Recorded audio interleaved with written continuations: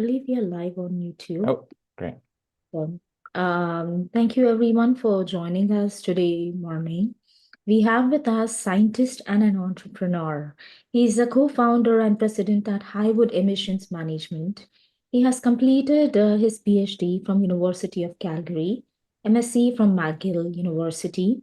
At Highwood Emissions, Thomas leads product technology and R&D to deliver novel emissions management softwares and projects to industry regulators and innovators. His expertise lies in methane emissions technology and accounting. Welcome, Thomas. Thanks, Harsha. Really happy to be here. Thanks so much for having me.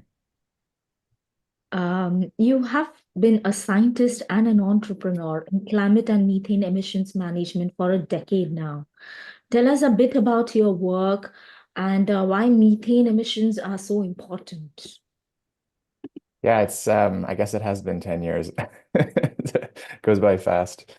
So actually 10 years ago, I didn't know anything about methane at all. I was working in agriculture. I did my master's studying agricultural land use change in tropical agroforestry systems in India. And as part of that work, there was a lot of remote sensing work, a lot of satellite work.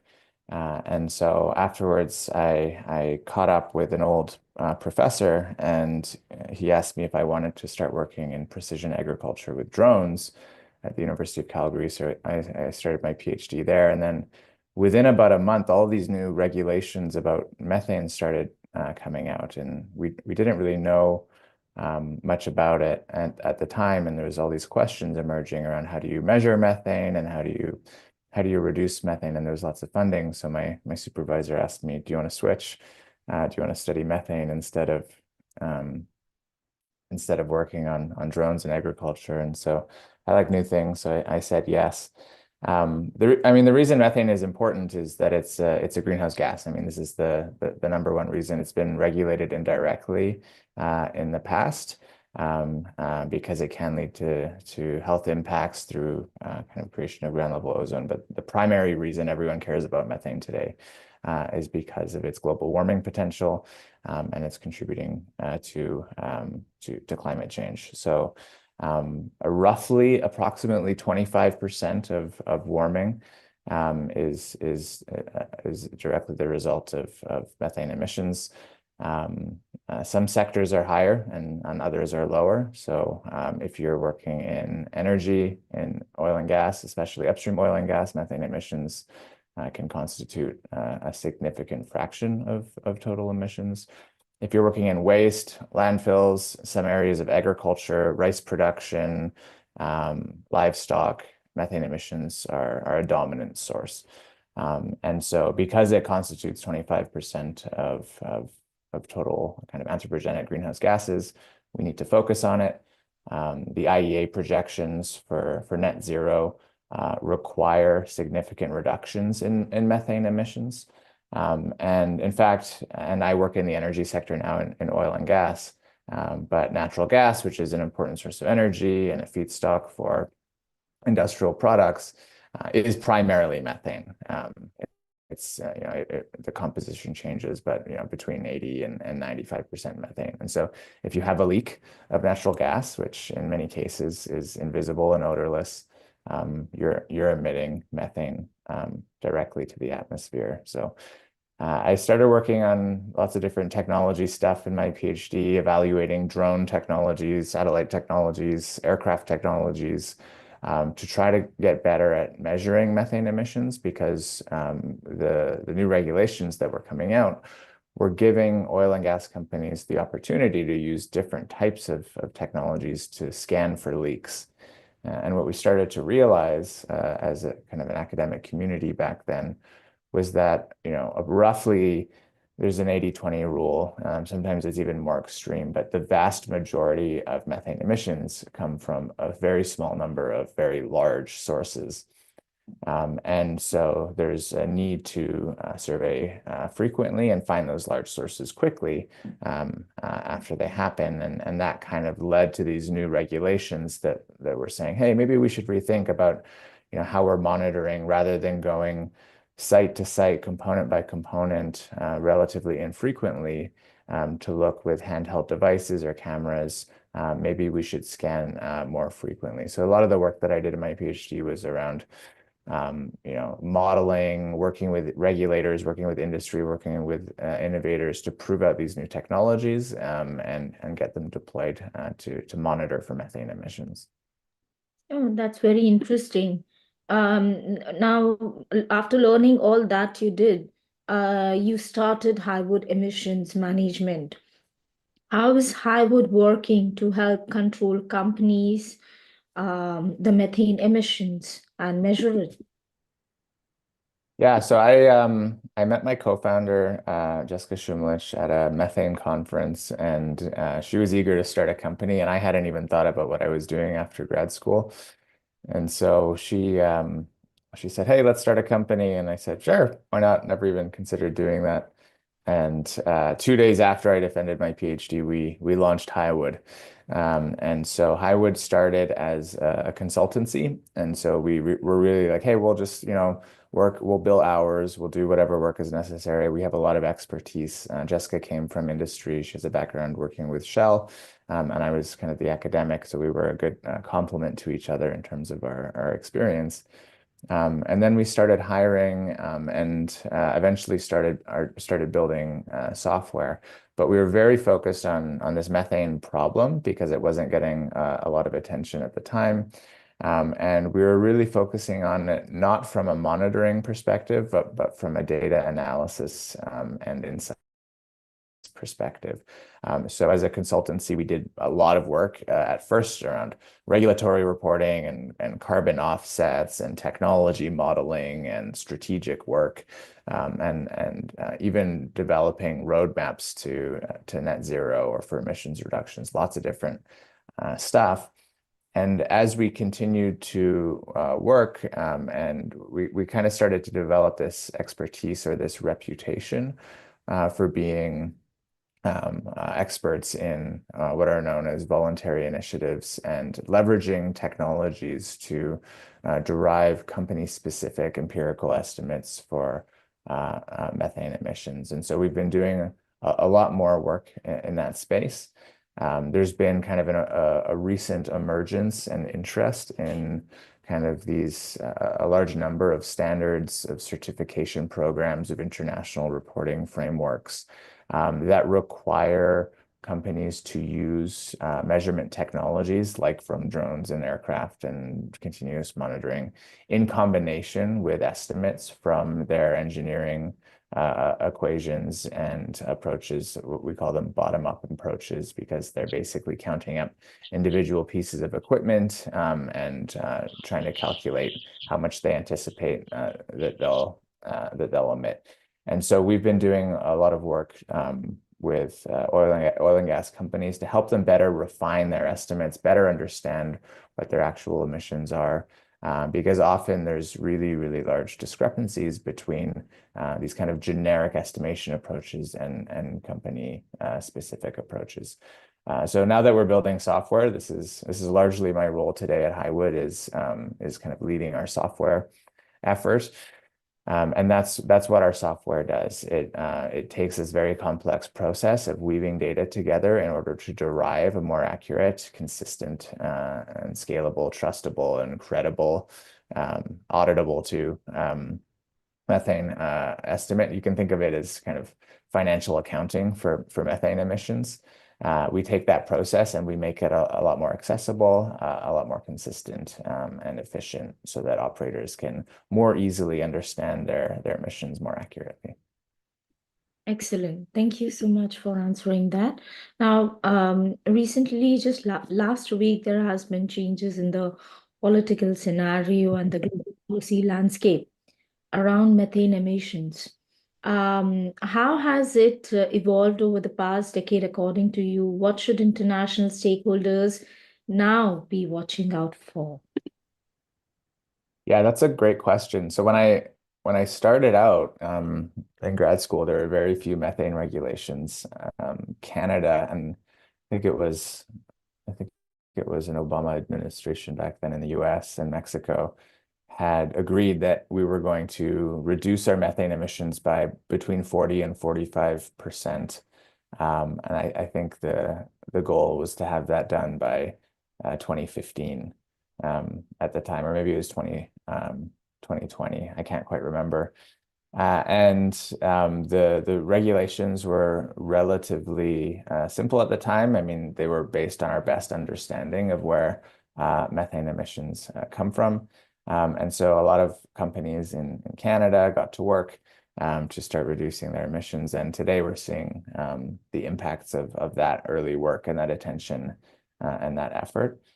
It took a little bit longer to get going in the US because there's obviously there's kind of a lot of flip-flopping in the political landscape. And so one administration would be a proponent of regulations and another would not. Industry really just wants consistency. They don't care much for the politics. They want to be able to plan their business and they want to know kind of what to budget for and what's coming. And so we've kind of entered this phase now. In the last year, there's just been a huge influx of regulations in the US that have been a game changer for most oil and gas companies there. And we're starting to see a similar kind of thing happen in different parts of the world. And so the other thing that we're seeing is that regulations are moving from being kind of more prescriptive and stepwise to more empirical.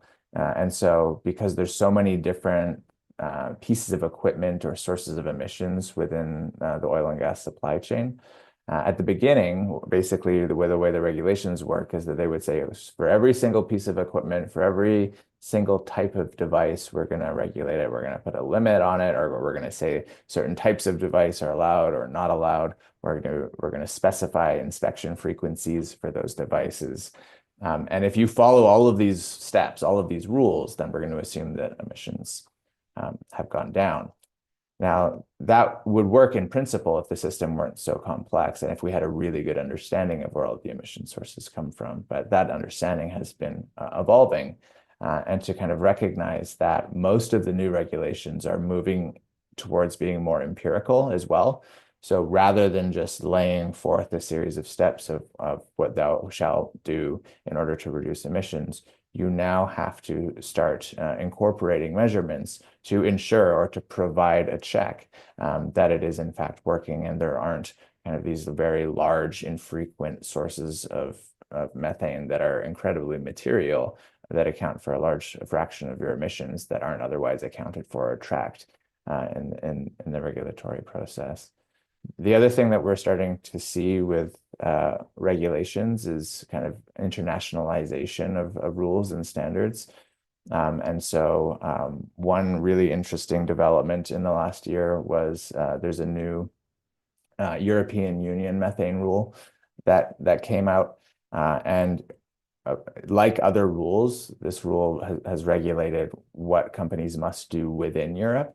But for the first time ever, it has also said what companies who are importing oil and gas and coal into Europe must do in order to be able to continue to import or in order to avoid paying fines.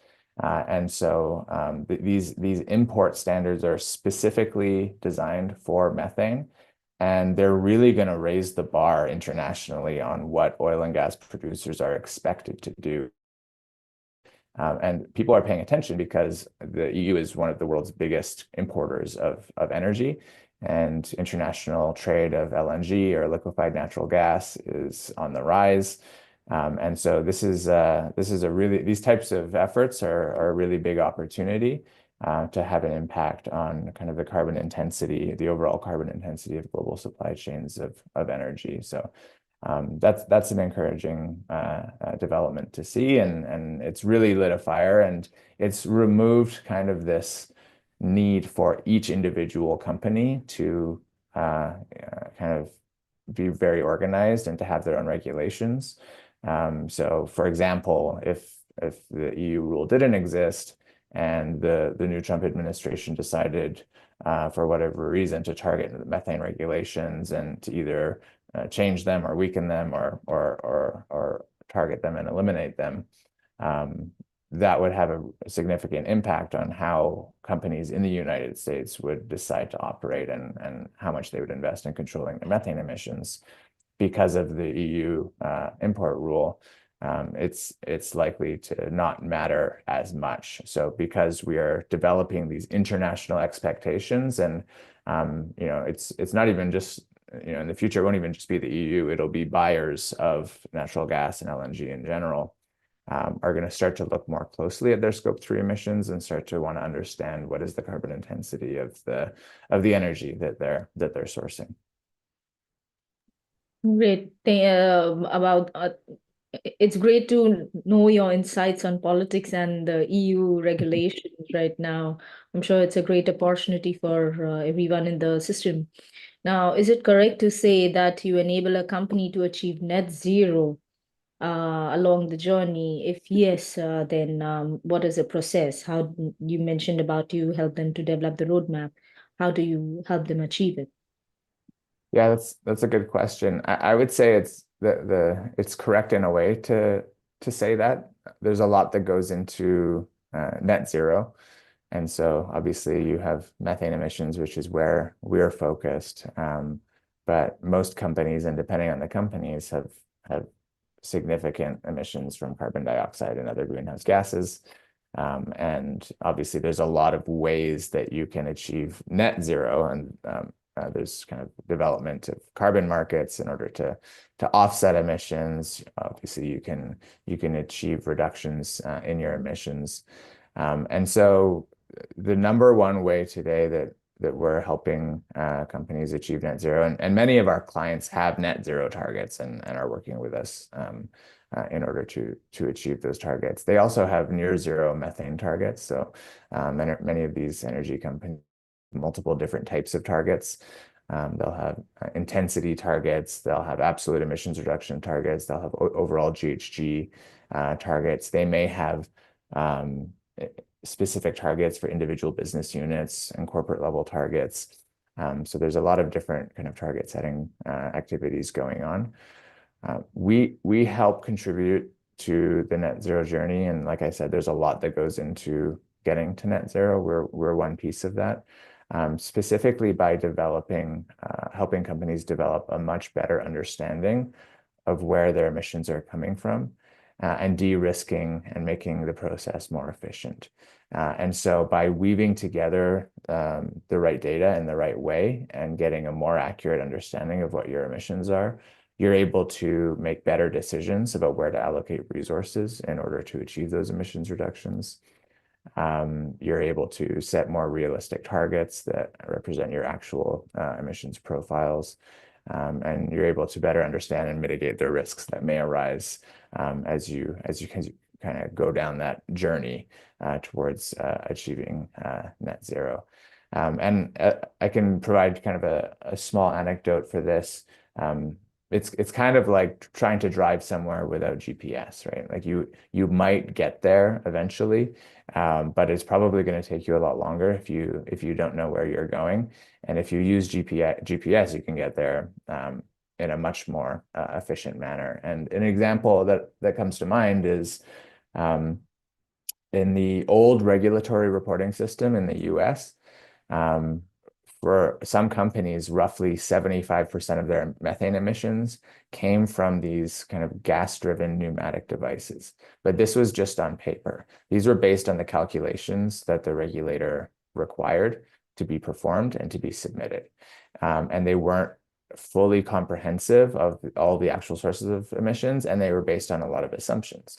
And so if you're looking at these data that you're reporting to the regulator, and these data say that, 75% of your emissions come from these gas-driven pneumatic instruments or devices, and only 5% of your emissions come from flares, and 5% come from tanks, and 5% come from your compressors, and 5% come from your leaks.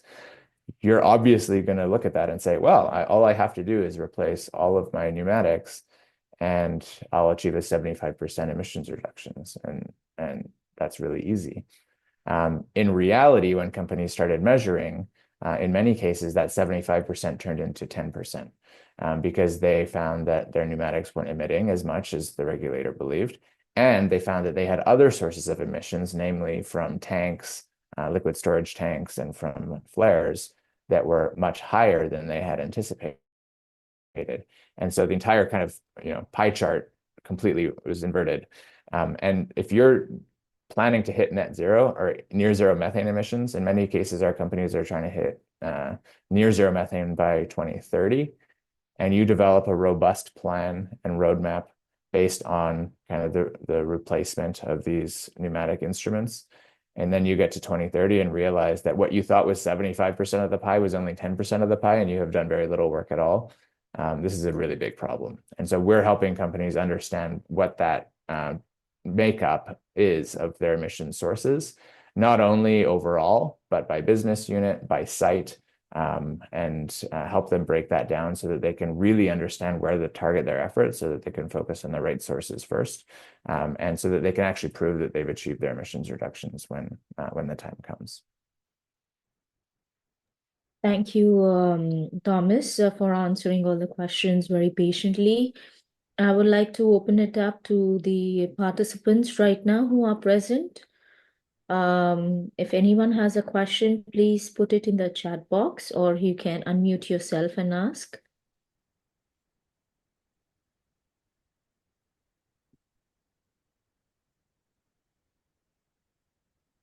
I have this last question for you.